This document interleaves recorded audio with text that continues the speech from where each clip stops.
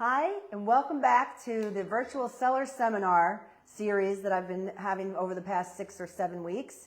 Tonight, I have a special guest with the Kelly Title Group. See that 10 times fast. And today, we wanted to go over and introduce Linda DiModica and Maggie Ripnick here.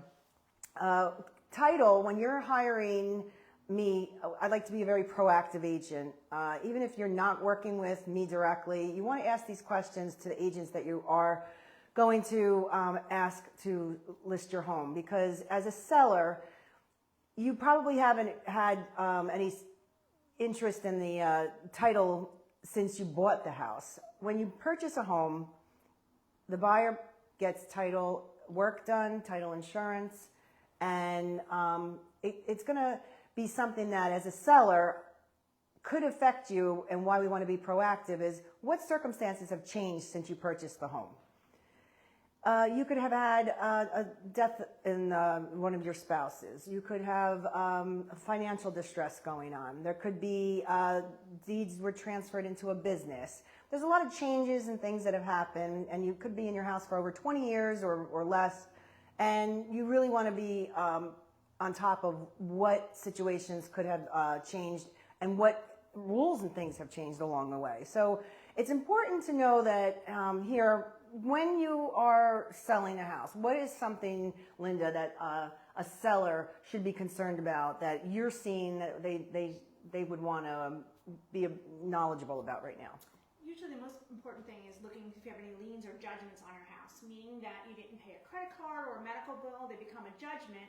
And people tend to forget about that. Well, once we place a title order, it comes into our office and we're going to check to see if there's any liens or judgments against the property.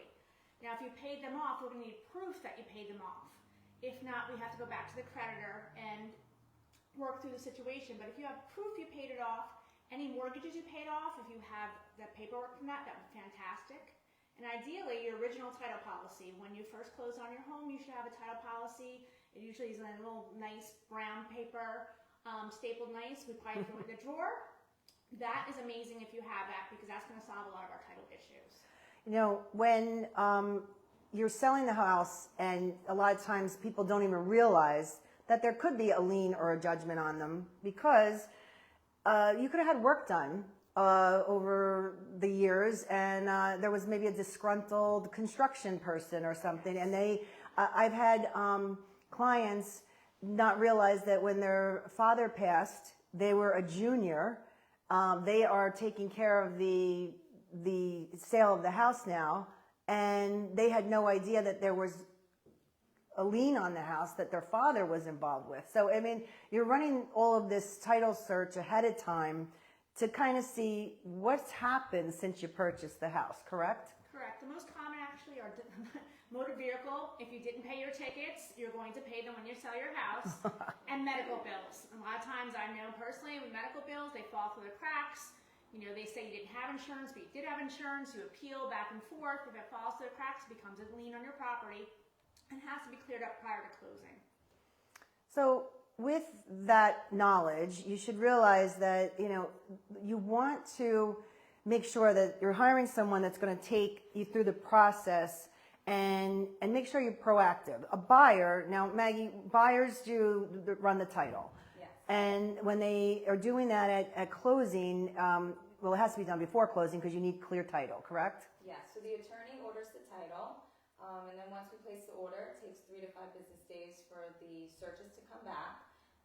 As long as title is clear, then the commitment gets sent out to the attorneys, and the title company acts as the settlement agent in New Jersey, so we hold the closing with the buyer and do all the mortgage documents with them.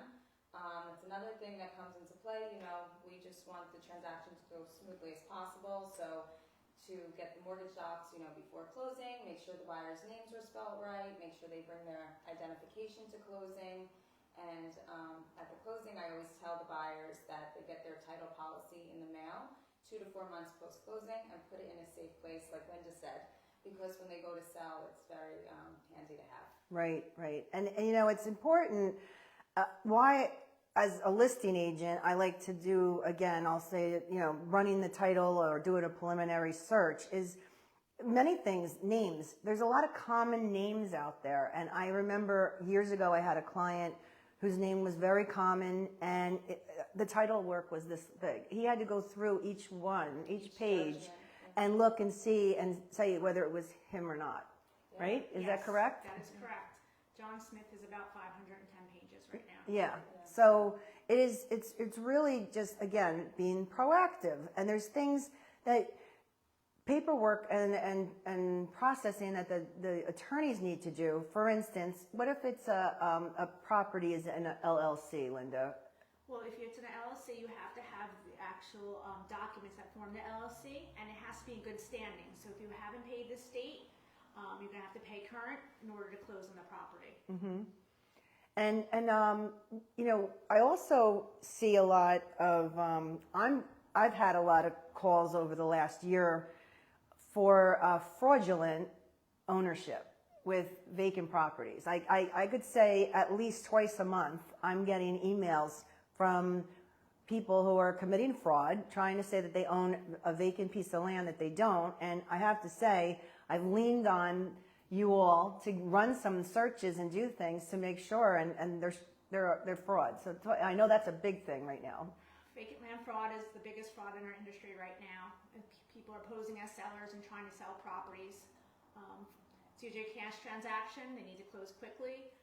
They do hunt you on your LinkedIn pages, your Facebook pages, and they're taking your pictures and making false ID. Oh yeah. And presenting it to realtors and title companies as they were the seller. Yeah, it's very common, I think, more and more. And I'm seeing also, we were just talking, Maggie, about bulk sales, I believe. We were Yes. today. Yeah. Yeah. So bulk sales, if you own a rental property or LLC, there might be state taxes that are due. So at the time that you are going to sell your property, we have to apply to the state. So the buyer and the seller have to fill out a form. It gets sent to the state. And the state lets us know if we have to hold an escrow or if any taxes are due from the seller. And it could be quite substantial. It could be several $1,000s. I've seen them as high as $50,000. Wow. And that's what we were talking about today. If you can close an escrow with a bulk sale. Right. And that's what we spoke about at the meeting. And it depends, yeah. Yeah, you know, so there's a lot of things that even though the buyer's really the one getting the title search run and paying for their title insurance, sellers, you really need to, you know, make sure that it's all being handled properly. A lot of times, in some areas of the state, we talked about this last week when we had Andy Krantz here, our attorney.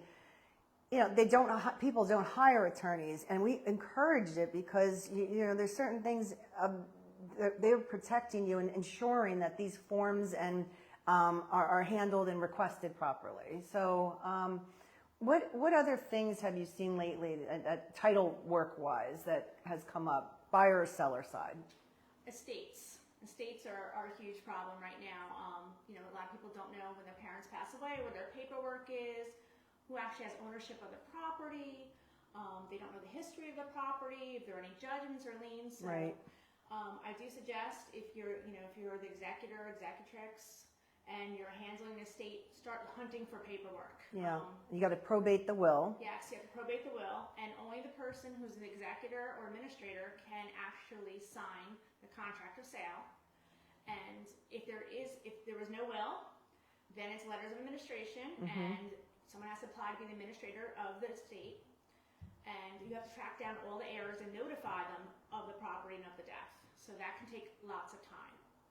But I do suggest seriously to start hunting for paperwork. I know everybody has a drawer, a box, something. Yeah.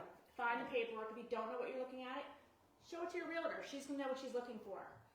Anything that looks important, put it aside, give it to the realtor, and she'll know what to do with it. Absolutely. And it's like Gerine said, you're a proactive agent. So Yeah. if you're going on a listing appointment, or you have clients that, you know, own an estate, or there was a death in the family, that's why we run a title search, to be proactive and help the seller prepare for their and that's the thing, when you're hiring someone, you want the agent to be asking you a lot of questions, because you know, as soon as I hear, my spouse passed, and I start researching some information, looking online, seeing, you know what, I've got to get a search run on this property, because you may not even know that there was a lien or something that was on that person, or, you know, like, it just, you're going through, if it's just recent, a lot of stress at the time, and that's, you don't expect some of these other things to crawl up and be there. Now, there's some costs involved, but let's retract that back. You're also selling your house, but you're going to probably be buying something. So why does a buyer need the title? How about we talk with that? Okay, so what title insurance does is we actually research any public records in the county to see what they call the chain of title. That's from one deed to the next, and we make sure it's correct, that there's nobody been left out. There's no other person that come and have an interest in your property. So no one can come and knock on your door and say, I own a piece of your property. Right. We also, at the time of closing, make sure the taxes are paid, make sure things transfer correctly, that all the paperwork is correct. So it's very important, you know, to have the correct team in place to make sure this all goes very smoothly. You know, and that's key, Linda, because why we work and recommend to clients, people who we work with day in and day out, is because we know, A, if there's a glitch, we can call and maybe expedite that a little bit quicker, or get that information sooner if we're in a situation where we find it's an estate or something like that. You know, and you need a team behind you that are going to, you know, that are professionals and not someone that just doesn't do this full time. And I repeat this over and over again. And I just think that you really need to hire someone, a realtor, whoever it is, that you know when you're asking the questions, they have people like this that they can lean on. Well, I've been doing this for 31 years in the industry. Maggie, how long have you been here? This May will be 5. Yeah. 5 years, so. It's Still important. learning. But it's really, you know, important, because now, you know, you're buying, you've explained to the title insurance, there's a couple different policies. So we offer 2 policies. There's a standard policy, and that protects, it's kind of unique because it only protects the past. So where every other insurance company insures what's going to happen in the future, like a car policy, if you're going to a car accident in the future, they'll pay out. Title insurance is the opposite. We insure the past. We say that everything in the past that happened is okay and everything is correct. But we do have a second policy. It's called the enhanced policy, and that also protects the future. So for the first 5 years, your policy grows. It also protects you against things that the seller may have done, which is not getting permits for certain items, certain encroachments, which is important. And also, I know we all heard of title lock. Well, this protects you. So if someone forges a deed and records it, your policy protects you and will supply you with an attorney to defend your property. And that's very important right now. Yeah, it sounds like there's a lot of fraud going on, and people aren't aware. I mean, it's not, you're getting hacked everywhere. So it's not just, you know, Facebook or whatever. It's all throughout, you know, with real estate. It's interesting. You know, at the closing table, the title or the title company is the closers of the transaction. So you want to go over a little bit about what exactly happens at the closing table? So the buyers come to the closing. We basically go over the entire mortgage document package with them. And at the closing table, the buyers receive a copy of their deed. So that's going back to what we were talking about with the fraud and everything. So that's when the buyers receive the copy of the deed, and they get the original deed mailed to them about 2 to 4 months post-closing.